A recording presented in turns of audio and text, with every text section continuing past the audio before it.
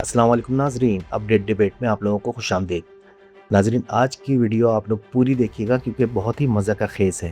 آپ لوگوں نے کپڑوں کی سیل، موبائل کی سیل، حتیٰ کہ برگر کی buy one get one offer تو بہت سنی ہوگی، لیکن جناب آج ہم آپ کو بتانے جا رہے ہیں تیل کی سیل کے بارے میں۔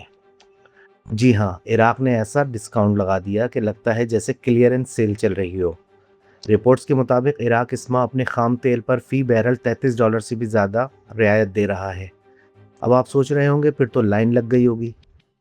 ارے بھائی، مسئلہ یہ ہے کہ یہ سستا تیل لینے کے لیے جہازوں کو آبنائے ہرموز کو کراس کرنا پڑے گا، اور وہاں اس وقت حالات ایسے ہیں کہ کپتان بھی گوگل میپ کھول کر پوچھ رہا ہوگا بھائی کوئی دوسرا راستہ ہے کیا۔ ادھر مشرق وسطیٰ میں کشیدگی بڑھ رہی ہے، بحری جہاز محتاط ہیں، اور دوسری طرف عراق کہہ رہا ہے تیل لے جاؤ بس اپنے رسک پر۔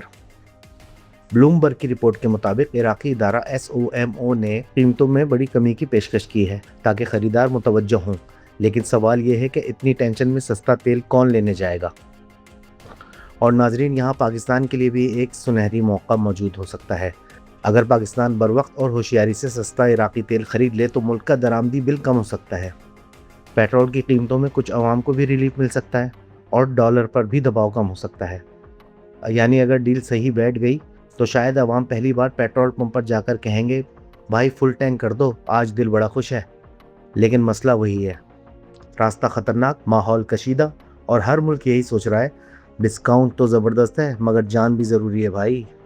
ایک طرف جنگ کا خوف، دوسری طرف ڈسکاؤنٹ اتنا کہ لوگ شاید کیلکولیٹر نکال کر سوچ رہے ہوں جان بچائیں یا ڈیل پکڑیں۔ ناظرین، لگتا ہے اب دنیا میں صرف فیشن مارکیٹ نہیں، آئل مارکیٹ بھی میگا سیل موڈ میں داخل ہو چکی ہے۔ اگر آپ لوگوں کو ویڈیو پسند آئی تو لائک اور شیئر ضرور کیجیے گا، اور چینل کو سبسکرائب ضرور کریں۔